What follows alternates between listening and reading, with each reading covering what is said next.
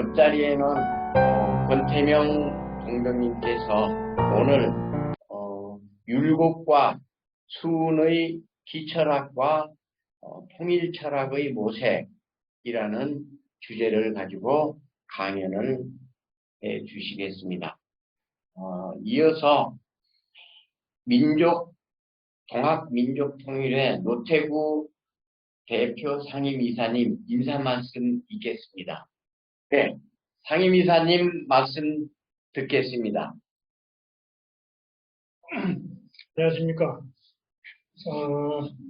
새 동민회가 출범한 지 3개월이 됩니다. 그동안 원래 발표를 강좌를 쭉 해오고 있는데 첫 번째 김상희 교수님이 해주셨고 그 다음 달에는 노정선 교수님이 해주셨는데 오늘은 그 세 번째로 권태명 동지께서 오늘 귀한 자리를 마련해 주셨습니다. 내년이 정전협정 70년이 되는 해입니다. 어떻게 하든지 내년에는 우리 동민회가 앞장서서 적어도 통일은 일국 양제로 해서 좀 뒤로 이렇게 미루더라도 적어도 남북이 소통할 수 있는, 즉 삼통, 통행, 통신, 통관 정도는 할 수 있는 그런 우리가 계기를 마련해야 된다고 생각합니다. 그 목표를 향하여 동민회가 지금 많이 움직이고 있습니다. 그렇게 해가려면은 남북이 양체제가 냉전 논리이고 여러 가지로 차별이 구분이 되는 것을 두고 이것을 아우를 수 있는 제3 철학이라고 할까, 이런 그 평화의 통일 철학이 필요합니다. 그런 의미에서 오늘 운동부께서 그 수훈의 그 지기 철학을 그 하나의 현실 운동의 그 철학인 기철학을 일찍이 한 200년 앞장서서 율곡 선생께서 그 기철학을 지켰습니다. 이 양기철학을 비교하면서 통일철학을 표방하는 그런 자리가 되겠습니다. 물론 우리 통일철학은 제3의 이 평화의 철학은 우리는 흔히 인내천 철학, 사인여천 사상을 이야기하고 있습니다만 이러한 추상적인 개념은 시대에 맞추어서 또 우리가 세계사적인 그런 또 시류에 맞추어서 지켜보는 더욱더 이르시 전도 통일론을 다다듬고 정교하게 해갈 필요가 있습니다. 그런 의미에서 운동독에서 공부하신 것을 발표하는 그런 자리인 만큼 신청해 주셔서 고맙습니다.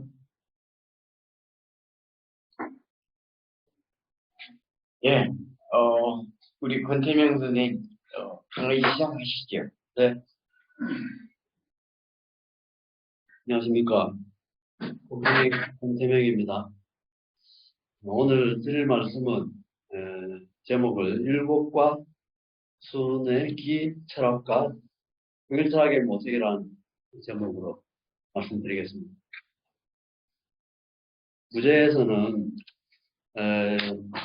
시천주의 혁명과 조화정의 모색이라고 하였는데 요지는 우리 동학의 시천주는 이미 혁명을 한 것이고 지금도 혁명의 연속선상에 있으면서 앞으로 나아갈 시대의 조화를 이 혁명 안에서 정할 수 있다. 이런 취지로 부제를 잡아서 시작하겠습니다. 제 이 글은 남북 통일의 방안을 구하는 글은 아닙니다. 남북 통일에 관해 동학의 철학적인 관점에서 조명해 보는 글입니다. 남북 분단의 문제의 본질을 가치의 관점에서 함께 고찰해보고 그 가치의 우선순위를 정하여서 제거할 건 제거하고 취할 건 취해서 여러분들의 적극적인 통일의 방안들을 수렴하여 최고 최적의 통일 방안을 마련하는 데 도움이 되면 좋겠습니다. 이념은 살아있어야 하고 발전하여야 합니다. 그렇지 못하고 대립하고 고도화하면 이미 고도화된 이념의 형식을 다른 형식을 가지고 대체하는 것은 매우 어렵습니다. 예를 들어 보겠습니다. 서양의 동양도 그렇습니다만 신보주의는 약 2000년을 흘러내려왔습니다. 기독교적인 관점에서 보면 그렇습니다. 그런데 이것이 뒤집힌 게 과학이 발달하면서 과학적인 이성주의 또는 이성주의적 세계관이 시작되었습니다. 그것이 15세기, 16세기입니다. 그런데 이것은 또 뒤집혔습니다. 천동설을 뒤집고 지동설로 시작한 이 이성주의가 우리는 인본주의라고 하죠. 이성주의가 400년 만에 뒤집혔습니다. 그것은 1, 2차 세계대전이 일어나서 아주 격렬하게 파괴되었습니다. 지금은 중세 신본주의도 없어지고 또 인본주의도 자취만 남았습니다. 지금 세계 철학은 공황 상태에 있다고 해도 과언이 아닙니다. 따라서 지금은 어떻게 형이상학을 다시 건설할 수 있는가 고민 중에 있는 시대라고 볼 수 있습니다.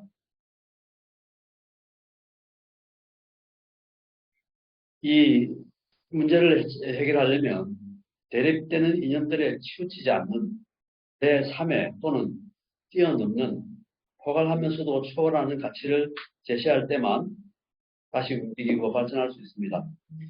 이념 간의 대립이 고착할 때는 문제의 근본적 상황으로 돌아가 전혀 새롭게 사유를 전개하여야 합니다. 그런 점에서 서구의 대립적 사고가 한반도의 정치의 분단 구도를 만들어 고착하고 있는 이때 남북 분단의 극복을 위한 답을 동학에서 구하는 것은 자연스럽고 어쩌면 필연적인 것처럼 보입니다.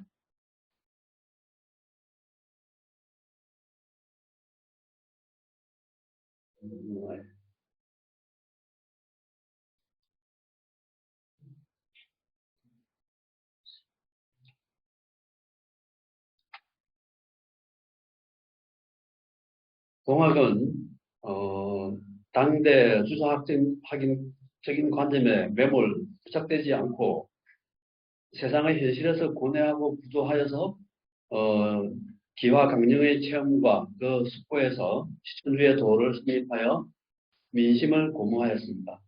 또 근대화의 시기에는 동서 문화의 충돌과 세계사의 경랑에서 민족의 얼을 지키고 시대를 견인해 왔습니다.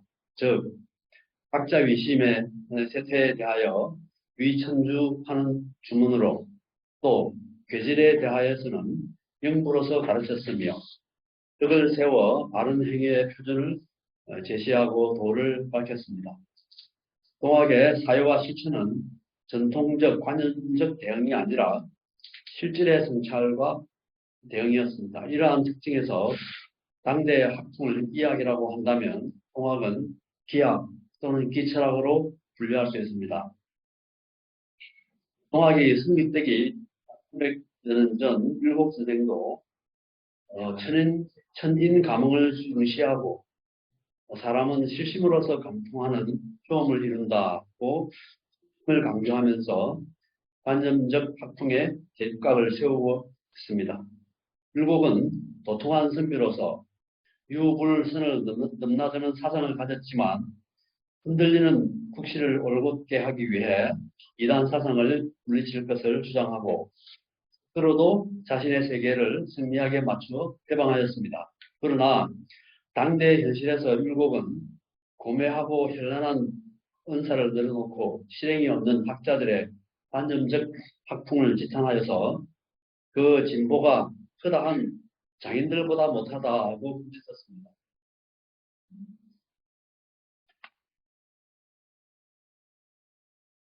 율곡을 이은 후학들은 실심으로 사천하고 감흥을 중시하여 실학을 일으키게 되었습니다. 실학자들은 도덕의식을 제고하기 위해 천주학을 숙고하고 유학의 상제론과 접목하려 애썼습니다.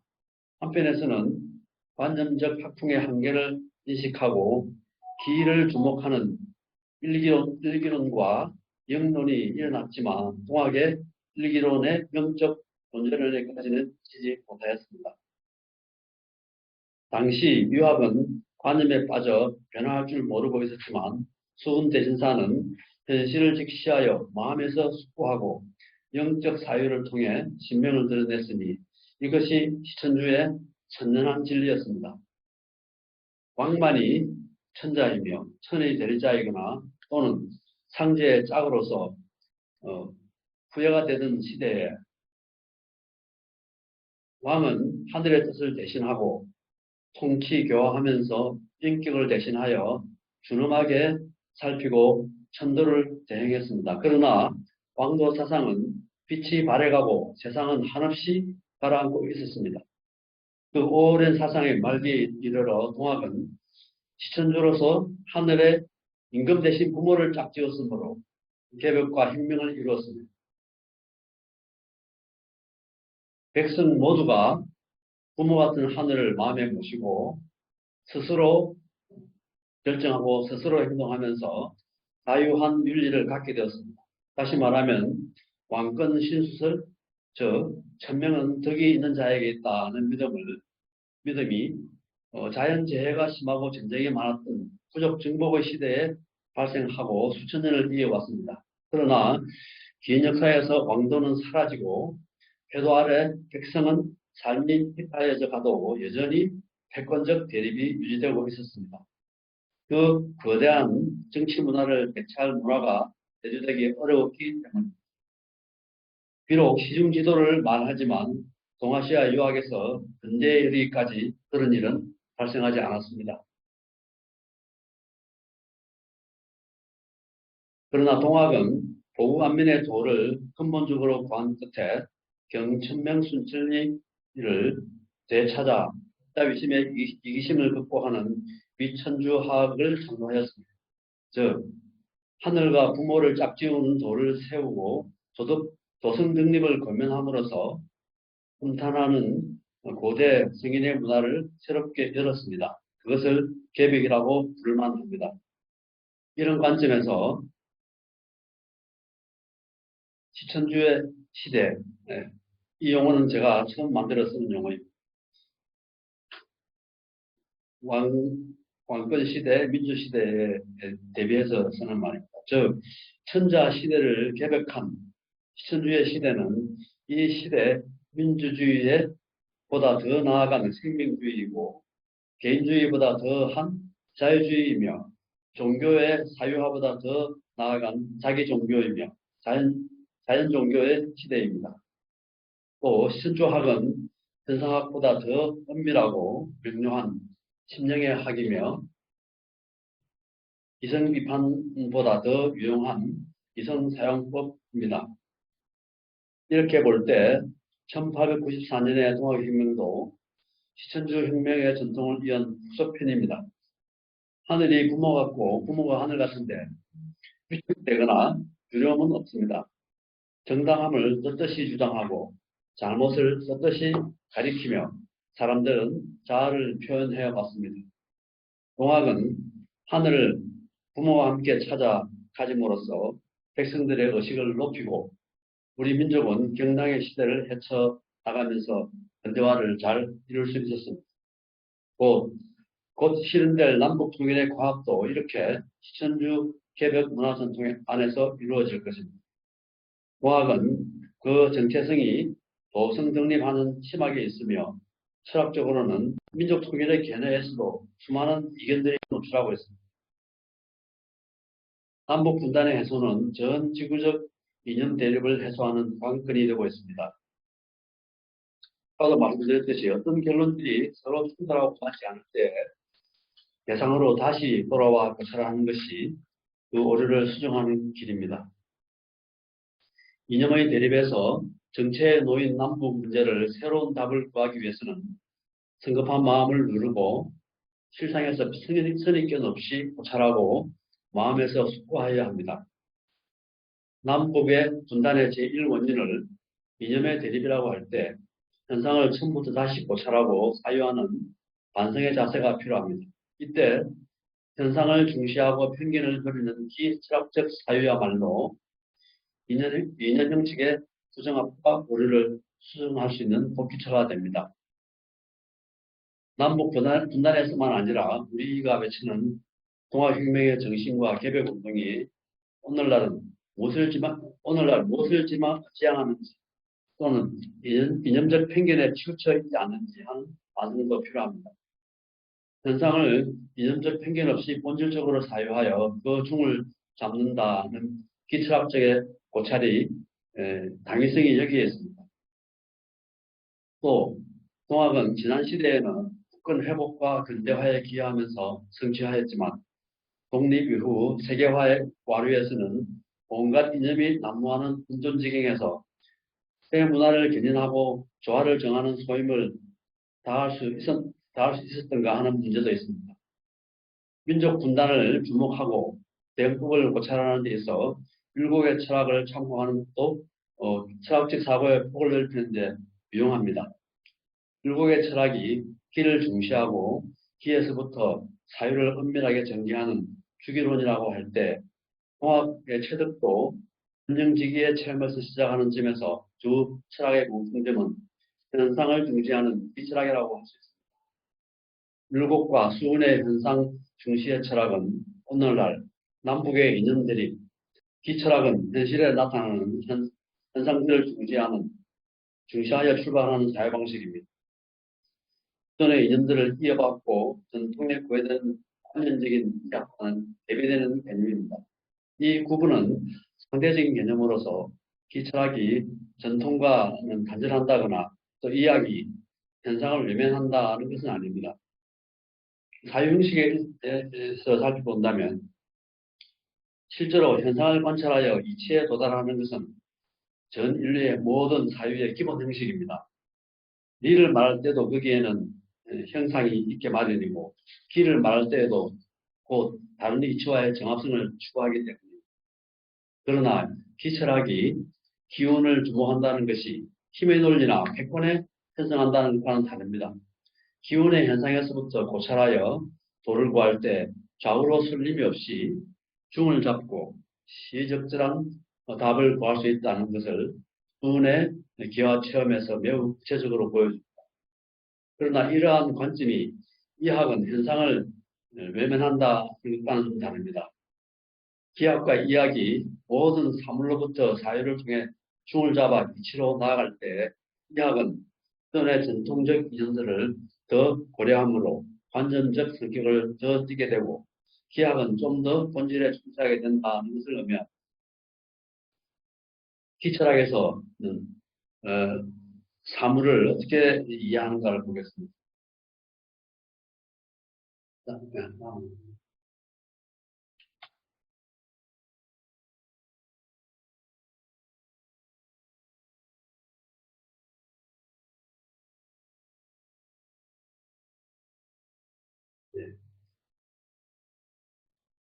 기철학에서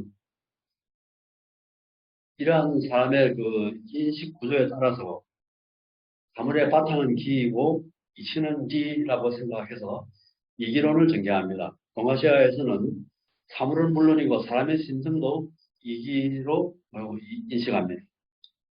그리고 형이상학과 형이하학이 있습니다. 동아시아의 동아시아학은 형으로부터 아래에서 그 위를 도달하므로 형은 그 매개가 됩니다. 자세한 말씀은 여기서 들을 수 없지만 형의 위와 형의 아래는 동학의 영의 아래와 영의 위와도 유사합니다. 그리고 이와 유사하게 고대 그리스에서는 형상과 진료의 이기론에서 해석되는 플라톤의 형상론도 있습니다. 그리고 또 다른 특징으로서 사유하는 그 대상은 어디에 있는가? 소재에 문제가 있습니다. 그것은 사유의 대상이 심 내외로 구분을 달리하면서도 또 동시에 실제로는 대상이 이중으로 존재한다는 점에 있습니다. 이를 인상과 관념으로 나누고 감각과 지각의 인식론을 정의합니다. 인식에서 관찰한 감각적 인상과 저장되는 관념이 동시에 존재하여 이중적 구조를 만들며 사람이 어떤 사물을 관찰할 때 호흡처럼 우리의 숨소리처럼 밖과 안을 사물과 기억을 들락거리면서 상호 변현하고 있습니다. 어디에 강조하여 중점을 두느냐에 따라서 즉 현상의 고찰에 중점을 두는 것이 기약이며 내면에 있는 기존 관념, 지식과의 정합에 중점을 두는 것은 이학적으로 구분되고 특히 과 장단점이 각각 존재합니다. 통학은 기적 현상의 인식에서도 내면적 현상, 즉 의식의 흐름 또는 흐름 중에 심상들을 중시하고 대상으로 삼고 주목하는 자유구조를 가지고 있습니다.